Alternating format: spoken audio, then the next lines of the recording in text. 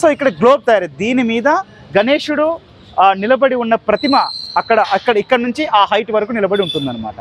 ప్రత్యేకంగా 3-4 గంటలు వర్షం పడ్డా కానీ వినాయకునికి ఎటువంటి ఇబ్బంది కలగకుండా మనం రెడీ చేస్తాం. ఇక్కడ మనకు కనిపిస్తున్న గణపతి రూపమే రేపొద్దున్న మనకి వినాయక చవితి రోజు ఇక్కడ భక్తులందరికీ కనువిందు చేయబోతుంది.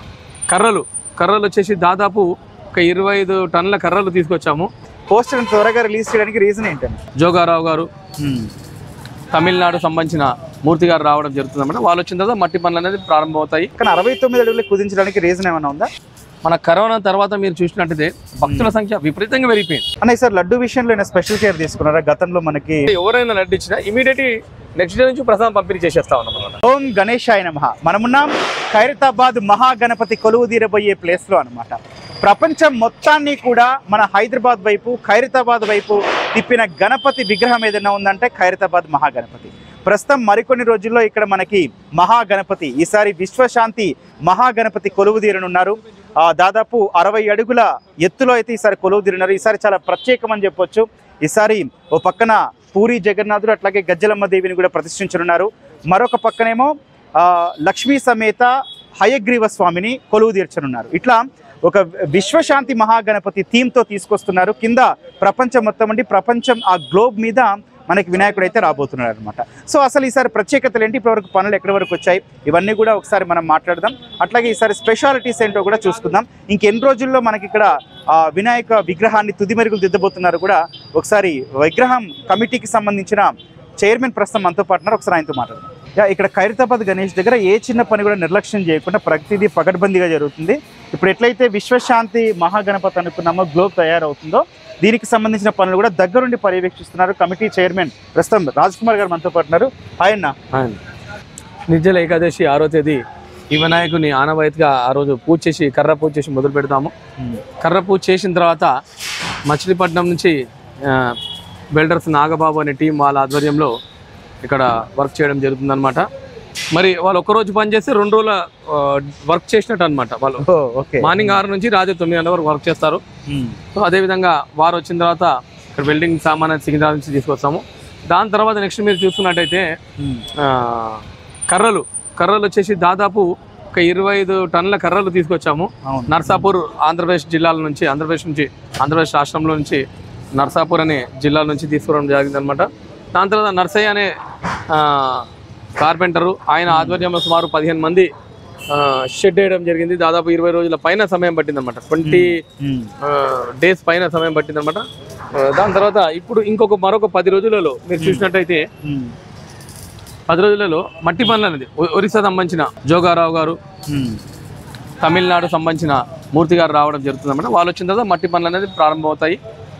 మన గణేష్ ఉత్సవ కమిటీ అధ్యక్షులు దానం నాగేందర్ గారు, వారితో పాటు సందీప్ రాజ్ గారు, మరి శిల్పి రాజేందర్ గారు, వీరు మెయిన్ లీడ్తోని ఈ వినాయకుని ఏ విధంగా డిజైన్ చేయాలి ఏం కథ అని చెప్పి డిజైన్ చేయడం జరుగుతుందన్నమాట. ఒకవైపు మీరు చూసినట్టయితే శ్రీ లక్ష్మీ సమేత హయగ్రీవ స్వామి, మరొక వైపు మీరు చూసినట్టయితే మరి గజ్జలమ్మ వారు, మరి ఇంకొక వైపు మీరు చూసినట్టయితే పూరి జగన్నాథ స్వామి, లలిత త్రిపుర సుందరితో అమ్మవారిలోని ఇక్కడ పెట్టడం జరుగుతుందన్నమాట.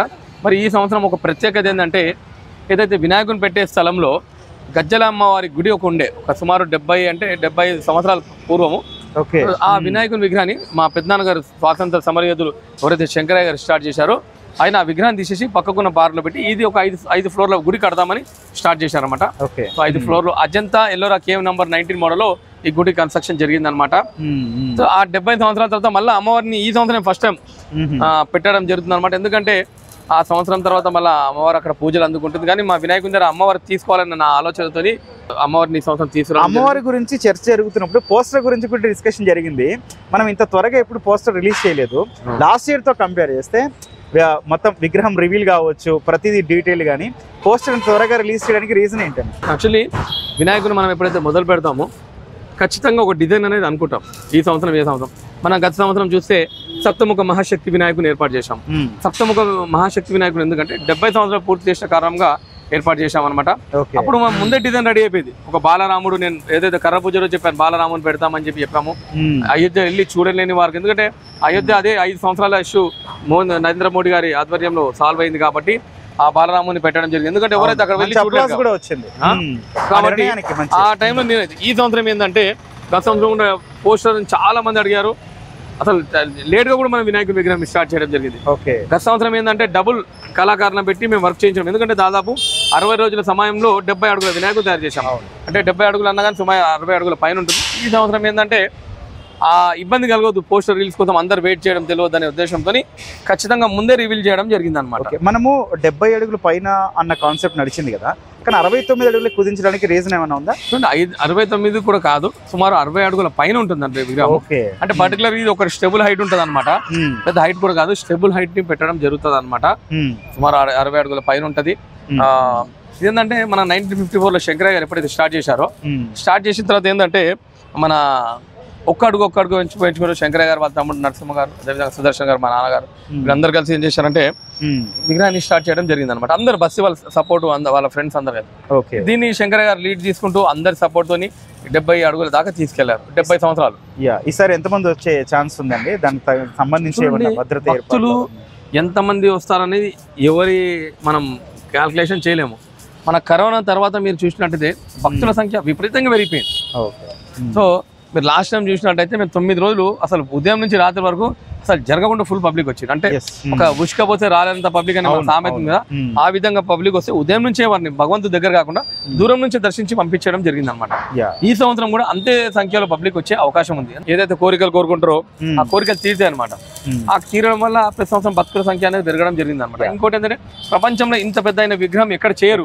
చేసినా కానీ ఏంటంటే వాళ్ళు ప్రొసెషన్ లో తీసుకోవడం కష్టం. ఎందుకంటే నేను చాలా ఎక్కడైతే పెద్ద పెద్ద విగ్రహాలు అవి కూడా నేను చూశాను. మన ఖైరతాబాద్ వినాయకుడు అంటే కంటే ఎత్తు మాత్రం ఎక్కడ ఉండదు, వాళ్ళు చెప్పుకుంటారట కానీ ఉండనైతే ఉండదు. అన్న సార్ లడ్డు విషయంలో స్పెషల్ కేర్ తీసుకున్నారా? గతంలో మనకి లడ్డు విషయంలో జరిగిన ఇబ్బంది వల్ల మనం గోశాలకి చేయడం జరిగింది కదా.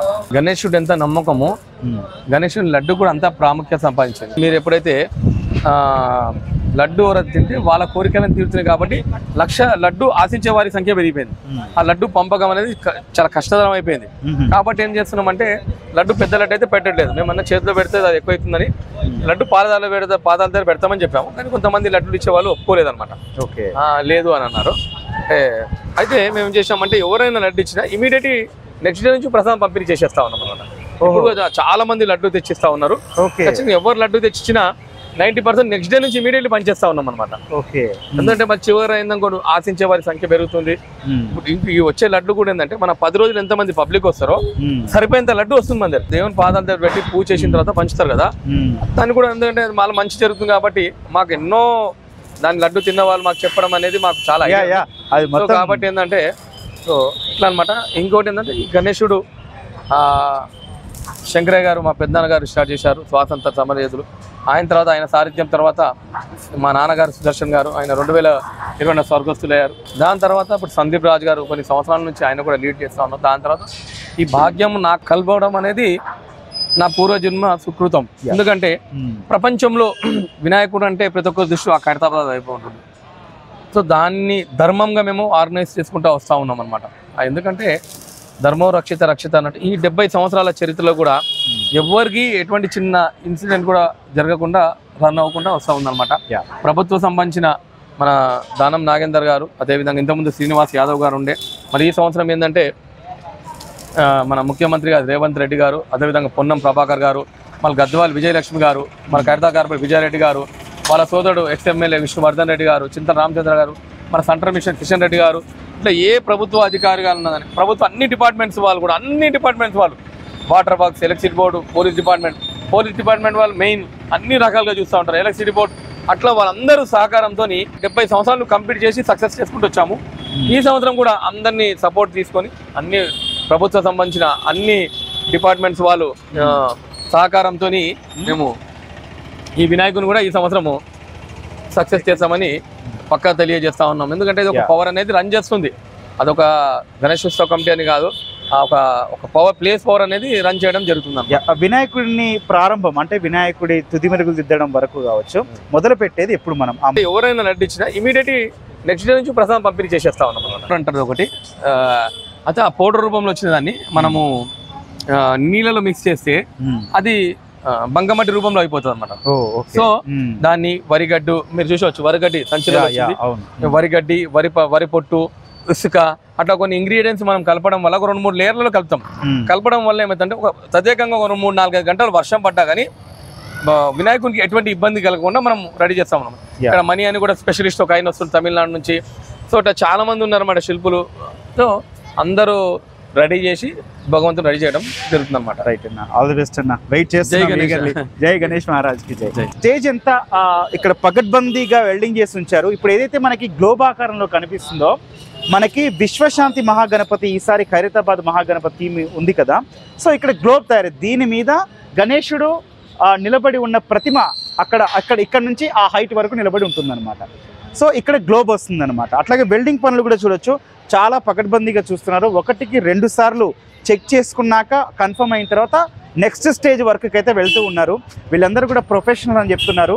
ఉదయం 9 గంటల నుంచి రాత్రి 9 గంటల వరకు, ఒకసారి ఉదయం 6 గంటలకే కూడా ప్రారంభమవుతుంది వర్క్. ఎక్కడా ఇచ్చేయట్లేదు. బహుశా ఇంకొక 50 రోజుల వ్యవధి మాత్రమే ఉంది కాబట్టి ఈలోపు తీర్చిదిద్దాలి ఓ పక్కన అని చెప్పి కూడా శరవేగంగా కూడా పనులు జరుగుతున్నాయి. పొద్దున్న నుంచి రాత్రి వరకు కూడా కంటిన్యూస్గా జరుగుతున్నారు. రేకులు అయిపోయి, షెడ్ అయితే కంప్లీట్ అయిపోయింది.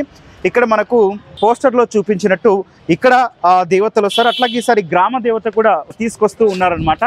ఇప్పుడు మనం చూస్తున్న షెడ్ ఏదైతే ఉందో ఇక్కడ ఈ నిర్మాణంలో శ్రీలక్ష్మి సమేత హయగ్రీవ స్వామి మనకి ఇక్కడ కొలువై ఉంటారనమాట. అండ్ పక్కన వచ్చేసి మనకి శ్రీ గజ్జలమ్మ దేవి అనమాట. అంటే అక్కడ అమ్మవారిని అక్కడ ప్రతిష్ఠించనున్నారనమాట. మధ్యలో మన శ్రీ విశ్వశాంతి మహాశక్తి గణపతి అయితే కొలువు తీరని ఉన్నారనమాట. అంటే ఎటు చూసినా కూడా ఒక మనకి శుభప్రదం అనమాట. అట్లాగే ఖైరతాబాద్ మన గణేశుడి పక్కనే నిల్చున్న విగ్రహం పక్కనే శ్రీ పూరి జగన్నాథ స్వామి, అట్లాగే పక్కన లలితా త్రిపుర సుందరిని కూడా కొలువు తీర్చనున్నారు. ఈసారి పూరి జగన్నాథ స్వామి రథయాత్రకి సింబాలిక్గా ఆయన ఇక్కడికి తీసుకురావడం జరిగిందన్నారు. గతంలో మనకి అయోధ్య బాలరాముణ్ణి మన రామాలయం ఓపెనింగ్ సందర్భంగా పురస్కరించుకొని అయోధ్య రామాలయం నుంచి తీసుకొచ్చారు. సో ఇట్లా ప్రతి థీమ్ 71 సంవత్సరాల చరిత్రని ఇంకా ముందుకు తీసుకెళ్ళాలి, భావితరాలకు అందించాలని ఒక మంచి ఉద్దేశంతో ప్రతి పనిని కూడా చూస్తూ తీసుకొని అయితే ముందుకెళ్తున్నారు. అట్లాగే పోస్టర్ని కూడా రిలీజ్ చేయడం ముందు అదే ఆ ఉద్దేశంతో పోస్టర్ కూడా ముందు రిలీజ్ చేశాము అని చెప్పి చెప్తున్నారు. ఇక్కడ మనకు కనిపిస్తున్న గణపతి రూపమే రేపొద్దున్న మనకి వినాయక చవితి రోజు ఇక్కడ భక్తులందరికీ కనువిందు చేయబోతుంది. ఇప్పటి వరకు జరుగుతున్న పనులు కావచ్చు, డీటెయిల్స్ మాత్రం ఇవి. ఇంకొన్ని మరిన్ని డీటెయిల్స్, లేటెస్ట్ అప్డేట్స్, అట్లాగే వినాయకుడి కోసం తీసుకొచ్చే మట్టి కూడా చాలా స్పెషల్ అని చెప్తున్నారు. ఇంకా ఇట్లాంటి డీటెయిల్స్ అయితే ప్రతి ఒక్కటి మీకు అందిస్తూనే ఉంటాం.